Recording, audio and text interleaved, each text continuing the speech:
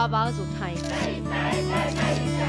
अपनी हिफाजत में कोई कसर न छोड़ें। कानून मजबूत करवाएं। आओ पहरेदार सजग बनवाएं। आओ नेता जवाबदेह बनवाएं। आओ एक दूसरे के लिए हाथ बढ़ाएं। आओ खुद को ही मजबूत बनाएं।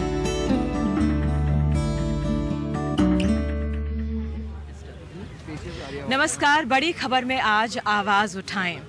आपको बता दें कि हमारी कोशिश है कि महिलाओं की सुरक्षा, उनके हक, उनकी हिफाजत की दिशा में एक छोटा सा कदम हम बढ़ाएं।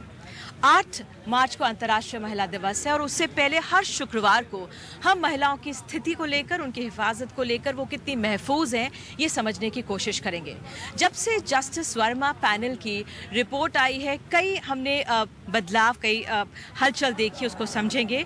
आज हम जंतर मंतर में मौजूद हैं और आपको बता दूं मैं, हम लोग तो आज यहाँ पे कार्यक्रम कर रहे हैं, लेकिन कई लोग ऐसे हैं, कई गुट ऐसे हैं जो यहाँ पर मौजूद हैं और अपनी पीड़ा को लिए हुए, महिलाओं की सुरक्षा से जो जूझ रहे हैं, उनके अपने अपने मसले हैं। एक ग्रुप है 16 अगस्त क्रांति के नाम से जो यहाँ पर बैठा हुआ है।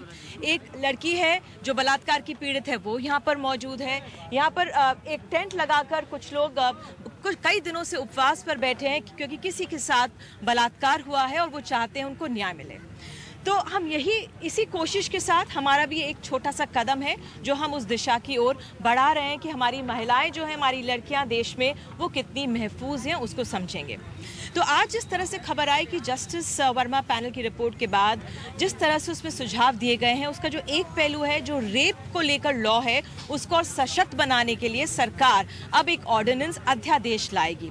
इससे पहले आपको बता दें, जब दबाव पड़ा सरकार पर तो प्रधानमंत्री ने शुक्रिया अदा किया है जस्टिस वर्मा और उनके सभी सहयोगियों का, जिस तरह से एक रिपोर्ट तैयार की गई।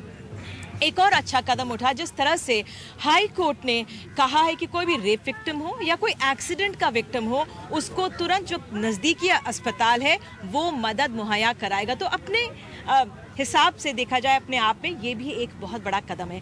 कई खास पैनलिस्ट मेरे साथ यहाँ पर मौजूद हैं जो यहाँ पर हैं और उन्हीं से हम समझेंगे कि हम लोग किस ओर बढ़ रहे हैं महिलाओं की सुरक्षा को लेकर। डॉक्टर दीपक रहेजा, मनोचिकित्सक हमारे साथ हैं। गीता लूसा, मशहूर एडवोकेट, यहाँ पर मौजूद है हमारे साथ। सुप्रीम कोर्ट की कविता कृष्णन यहाँ पर मौजूद है। मिशिका मौजूद है कि जो लॉ की पढ़ाई कर रही है, और साथ ही मेरे साथ यहाँ पर जयंती रंगनाथन जो हिंदुस्तान टाइम्स से मौजूद हैं, वो यहाँ पर मौजूद है। सबसे पहले मैं कविता के पास आऊँगी क्योंकि वो भी बहुत दिनों से इस मुहिम के साथ जुड़ी हुई हैं। कविता, पहले आपसे, जो जस्टिस वर्मा पैनल की रिपोर्ट आई, उसको आप किस दिशा में अब जाता हुआ देख रही हैं, जब से एक ये अध्यादेश की बात भी आ गई है? और देखिए, अध्यादेश की बात में मैं नहीं जानती हूँ। मैं तो ये देखना पड़ेगा कि उसमें ठोस क्या बातें हैं, क्योंकि जस्टिस वर्मा रिपोर्ट एक बहुत बड़ी रिपोर्ट है और उसके कई आयाम हैं। उसमें से अगर सरकार ने कुछ चेरी पिक किया, जो चाहा उसको चुन लिया, जो नहीं चाहा उसको छोड़ दिया, मुझे लगता है उसकी जो मूल बात है, मूल भावना है, वो ये है कि महिलाओं की स्वायत्तता, अपनी शरीर पर स्वायत्तता और उनके सम्मान, उसके नज़र से पूरे बलात्कार संबंधी कानूनों को और बाकी भी जो चीज़ें जैसे मेडिको लीगल टेस्ट्स वगैरह, सबको बदलने की बात है उस रिपोर्ट में। और पुलिस को अकाउंटेबल बनाने की बात है। पुलिस अगर नहीं एफआईआर दर्ज करती, नहीं काम करती ठीक से, तो उसके खिलाफ भी कार्रवाई की बात है। तो ये जो बलात्कार के कानून का व्यापक, आपने कहा कि बलात्कार के कानून संबंधी जो बातें हैं, शायद उसे ऑर्डिनेंस में वो ले लें। उसमें भी मैं कहूँगी कि जो बातें हैं, जो कि पूरे यौन हिंसा के मामले का दायरा बढ़ाना, सारे तरह के यौन हिंसा को शामिल करना, प्लस जो बलात्कार के कानून में कस्टोडियल रेप हो, चाहे मैरिटल रेप हो, चाहे आर्मी ऑफिसर्स द्वारा रेप हो, हर तरह के बलात्कार को शामिल करना, उसके लिए सजा की गारंटी करना, उसके लिए जिस तरह के न्याय मिलने में जो बाधाएं हैं उसको हटाने की जो बात है, वो सारी चीज़ें शामिल हो।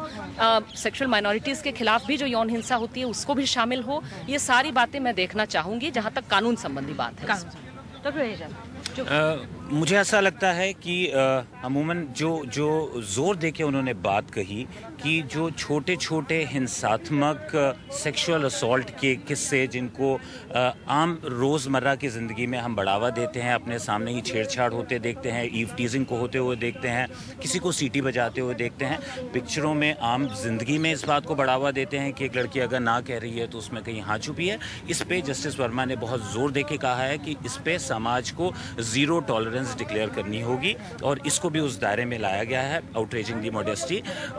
आई थिंक ये एक बहुत मूल कदम है जो दर्शाता। कैसे आंक रही है उनकी रिपोर्ट? देखिए, मेरे ख्याल उनकी रिपोर्ट बहुत अच्छी है और उनकी रिपोर्ट में खाली मुझे लगता है एक ही इशू हो सकता है, वो जो जुवेनाइल जस्टिस में माइनॉरिटी की एज है, जिसकी एज 18 है, उसमें एक इशू है कि क्या हमको ये मेडिकल एक्सपर्ट्स को रेफ़र करना चाहिए ये देखने के लिए कि आज की डेट में बच्चे ज़्यादा मैच्योर होते हैं, जल्दी मैच्योर होते हैं। ये एक मामला है।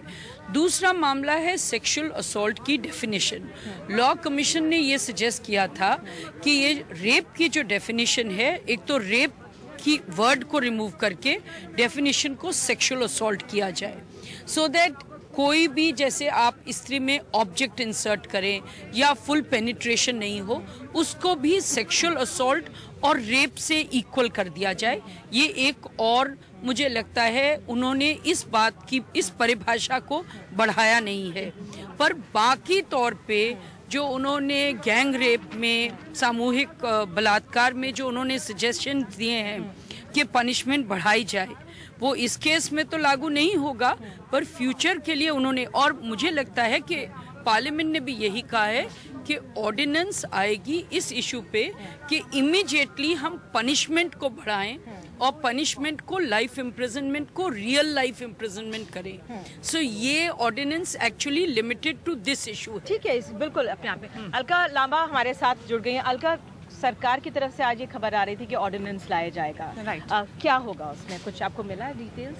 नहीं, मैं माफ़ी चाहूँगी, मुझे अभी कोई डिटेल नहीं मिला। मैंने भी ये सुना कि इसके ऊपर ऑर्डिनेंस लाने की बात चल रही है। नहीं, उम्मीदें बिल्कुल हैं और जिस तरह से जस्टिस वर्मा ने बहुत ईमानदारी के साथ, गंभीरता के साथ ये रिपोर्ट तय समय में रख दी है, हम सबको एक बहुत बड़ा सेटिस्फेक्शन है कम से कम, क्योंकि ये लग रहा था कि रिकमेंडेशन में, हाँ ठीक है, हमारी उम्मीद थी, जिस तरह की मांगे उठ रही थी, चाहे वो विजय चौक से उठ रही थी कि फांसी की सजा होनी चाहिए, कैस्ट्रेशन होना चाहिए, एक सख्त ऐसी सजा जिससे एकदम रोंगटे खड़े हो जाए और एक डर खौफ पैदा हो, वो दोनों मांगे जो मैं कहूंगी विजय चौक से या हर एक आवाज उठ रही थी, वो नहीं है इसमें। पर फिर भी मुझे लगता है कि बहुत बढ़ाया गया है सजाओं को। अब बात वही है कि रिकमेंडेशन के ऊपर सरकार भी अभी तक गंभीर दिख रही है कि जल्द से जल्द इसका इंतजार ना किया जाए और इसी बजट में दिख ही रही है अभी है नहीं, बिल्कुल। जब संसद खुल जाएगा, पार्लियामेंट ओपन हो जाएगा, उसके बाद इसके रिपोर्ट के ऊपर उनकी गंभीरता अभी देखनी पहले, उससे पहले अध्यादेश लाएगी। ठीक। अभी एफआईआर लॉन्च के लिए क्या रूल है?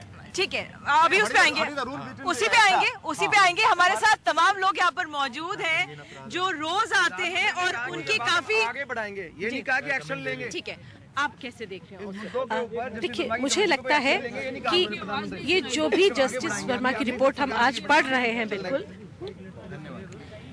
उससे एक आम महिला जो रोज यहाँ आ रही है वो संतुष्ट नहीं होगी। मैं ये मानती हूँ कि बहुत सारे मुद्दों को यहाँ पे उन्होंने रखा है, बिल्कुल उन्होंने ये रखा है कि महिलाओं को घूर के देखना भी अपराध है, यौन हिंसा की परिभाषा उन्होंने बड़ी कर दी और सब कुछ।